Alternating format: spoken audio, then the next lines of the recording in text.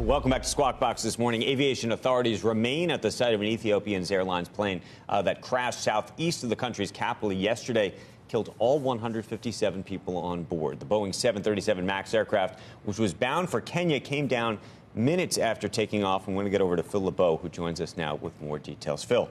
And, Andrew, within the last 20 minutes, we have heard that they have recovered the flight data recorder as well as the cockpit voice recorder. You can bet they'll start analyzing those as soon as possible, depending what type of shape they're in. Let's bring you up to speed about questions surrounding the 737 MAX 8, because a number of questions have surfaced over the last several hours. First of all, the FAA and the NTSB, they are investigating this crash. A lot of people are saying, well, is it just Ethiopia investigating?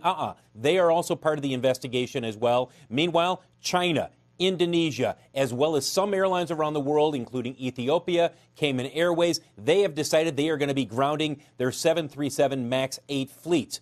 In response to questions about whether or not this is a safe airplane to operate, Boeing has issued a statement within the last hour saying the investigation is in its early stages, but at this point, based on the information available, we do not have any basis to issue new guidance to operators. Let's refresh what the question is regarding the 737 MAX 8, because when you look at the accident that happened on Sunday in Ethiopia, it crashed shortly after takeoff, and the pilot had radioed to the tower shortly after takeoff, look, we're having problems. We need to come around and try to land again.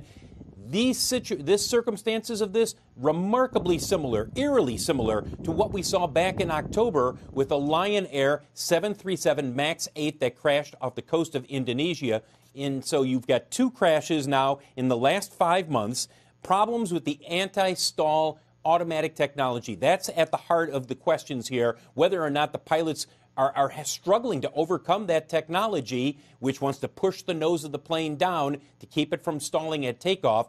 Boeing has clarified pilot procedures. They did that in November, issued it to all of their operators, including Ethiopian Airlines. So the question is whether or not the pilot and the crew in this case, did they have that technology? Did it play a factor in this crash? As you take a look at the 737 and how important it is to Boeing, we should point out they have not determined what the cause of the crash is either in October nor on Sunday with Ethiopian Airlines. But the similarities, that's what concerns people. And the reason that this is a concern for investors, look at the increase in production for the 737. They're supposed to go up to 57 per month later this year. And by the way, those are all MAX 8s. They have more than 5,100 on order for the backlog. Take a look at shares of Boeing since October 29th. That's when the Lion Air crash happened. You can see that Boeing has easily outperformed the market. It dropped in October, guys, and it's under pressure this morning, down almost 10% pre-market.